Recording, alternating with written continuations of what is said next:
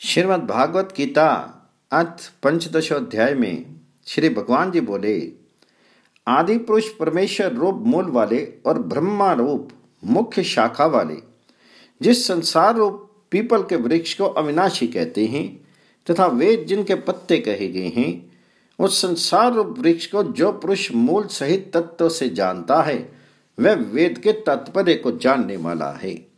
उस संसार वृक्ष के तीनों गुण रूप जल के द्वारा बढ़ी हुई एवं विषय भोग रूप कोपलों वाली देव, मनुष्य और तिर्यक आदि योनि रूप शाखाएं नीचे और ऊपर सर्वत्र फैली हुई हैं तथा मनुष्य लोक में कर्मों के अनुसार बांधने वाली अहंता, ममता और वासना रूप जड़ें भी नीचे और ऊपर सभी लोकों में व्याप्त हो रही हैं।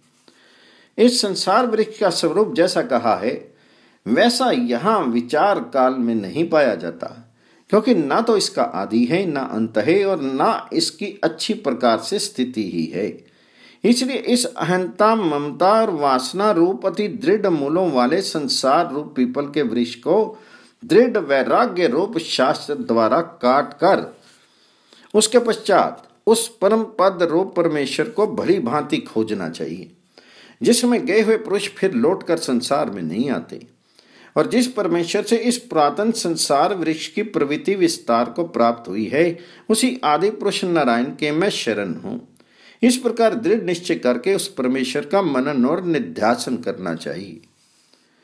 जिनका मान और मोह नष्ट हो गया है, जिन्होंने आसक्ति रूप दोष को जीत लिया है, जिनकी परमात्मा के स्वरूप में नित्य स्थिति है और जिनकी कामनाएं पूर्ण रूप से नष्ट हो गई हैं, वे सुख दुख नामक द्वंद्वों से विमुक्त ज्ञानी जन उस अविनाशी परम पद को प्राप्त होते हैं। जिस परम पद को प्राप्त होकर मनुष्य लौटकर संसार में नहीं आते, उस स्वयं प्रकाश परम पद को न सूर्य प्रकाशित कर सकता है, न चंद्रमा और न अग्नि ही, वही मेरा परम धाम है। इस देह में ये सनातन जीवात्मा मेरा ही अंश है और वही इन प्रकृति में स्थित मन और पांचों इंद्रियों को आकर्षण करता है। वायु गंध के स्थान से गंध को जैसे ग्रहण करके ले जाता है, वैसे ही देह आदि का स्वामी जीवात्मा भी जिस शरीर का त्याग करता है उससे इस मन सहित इंद्रियों को ग्रहण करके फिर जिस शरीर को प्राप्त होता है उसमें जाता है।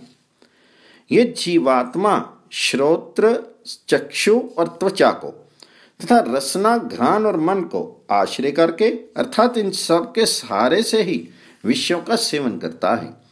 शीर को छोड़कर जाते हुए को अथवा शीर में स्थित हुए को अथवा विषयों को भोगते हुए को, इस प्रकार तीनों गुणों से युक्त हुए को जो अज्ञानी जन नहीं जानते, केवल ज्ञान रूप नेत्रों वाले विवेकशील ज्ञानी ही तत्व से जानते हैं। यत्न करने वाले योगी जन भी अपने हृदय में स्थित इस आत्मा को तत्व से जानते हैं, किंतु जिन्होंने अपने अंतःकरण को शुद्ध नहीं किया है, ऐसे अज्ञानी जन तो यत्न करते रहने पर भी इस आत्मा को नहीं जानते।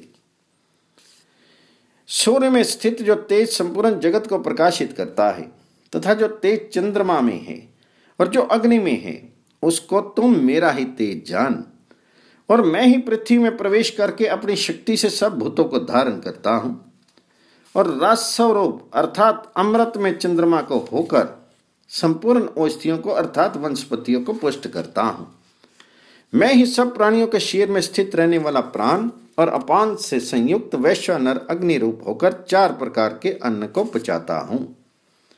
मैं ही सब प्राणियों के हृदय में अंतर्यामी रूप से स्थित हूं तथा मुझसे ही स्मृति, ज्ञान और अपोहन होता है और सब वेदों द्वारा मैं ही जानने के योग्य हूं तथा वेदांत का कर्ता, वेदों को जानने वाला भी मैं ही हूं।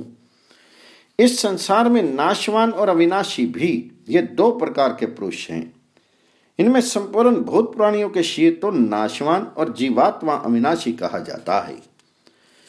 इन दोनों से उत्तम पुरुष तो अन्य ही हैं, जो तीनों लोकों में प्रवेश करके सबका धारण पोषण करता है एवं अविनाशी परमेश्वर और परमात्मा इस प्रकार कहा गया है।